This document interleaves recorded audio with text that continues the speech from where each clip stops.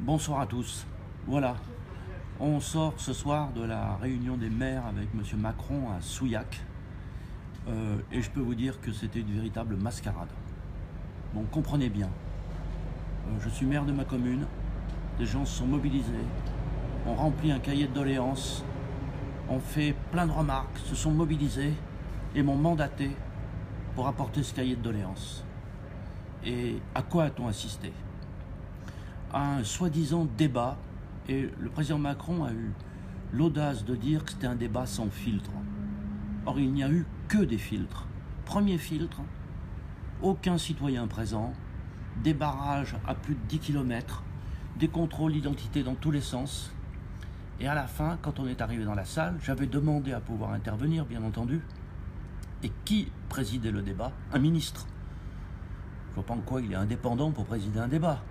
Et ensuite, pour chacun des 13 départements, 2 ou 3 intervenants par département. Et qui choisissait les intervenants par département? Les préfets du département. Alors vous imaginez un débat présidé par un ministre avec les préfets qui choisissent ceux qui doivent intervenir. Cela n'a pas empêché quand même un président d'association de maires ruraux d'avoir été au milieu des cireurs de pompe, quelqu'un qui a osé élever la voix et remettre en cause M. Macron. Mais la voix des Gilets jaunes, la voix du peuple, elle, personne ne l'a fait entendre. Et donc c'était une véritable mascarade. Et c'est pour M.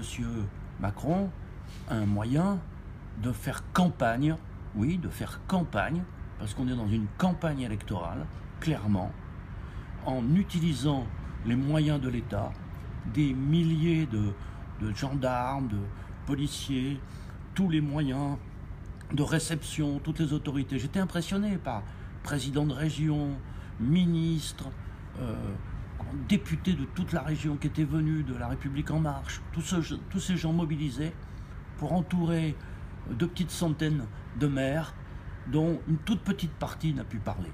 Donc nous avions joué le jeu. Nous avons dit nous allons répondre à l'invitation. Et les administrés de ma commune ont dit on va aller porter nos revendications. Et puis en fait, on s'aperçoit qu'il n'y a pas de débat. Donc la mobilisation des citoyens pour leurs revendications doit se poursuivre et doit se faire sous toutes les formes nécessaires, de manière pacifique. Mais ne comptez pas sur ce débat officiel pour être entendu. Il faudra passer par d'autres expressions pour pouvoir faire entendre notre voix. J'ai été frappé que dans toutes ces présentations, notamment de M. Macron, il y a une chose qui domine.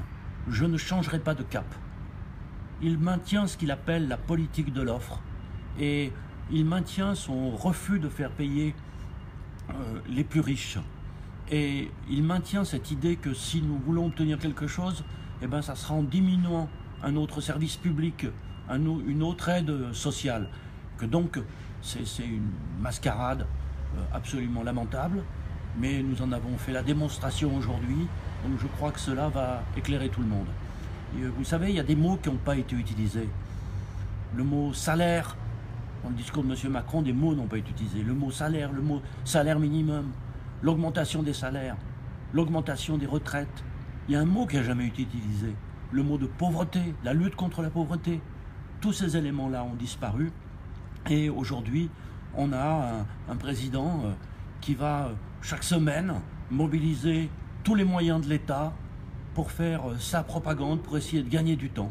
Et bien face à ça, la mobilisation des Gilets jaunes, la mobilisation des salariés, la mobilisation des enseignants, la mobilisation des lycéens, des étudiants, de la jeunesse aujourd'hui doit pouvoir s'amplifier et tenir et exiger une réponse. Je pense que la preuve a été faite aujourd'hui que ce grand débat national, c'est un grand blabla national qui n'a pas d'autre objectif que de enfumer le peuple. Voilà la conséquence ce soir que je tire de cette journée. On a fait 4h30 de route, on a fait 4h30 de route pour revenir.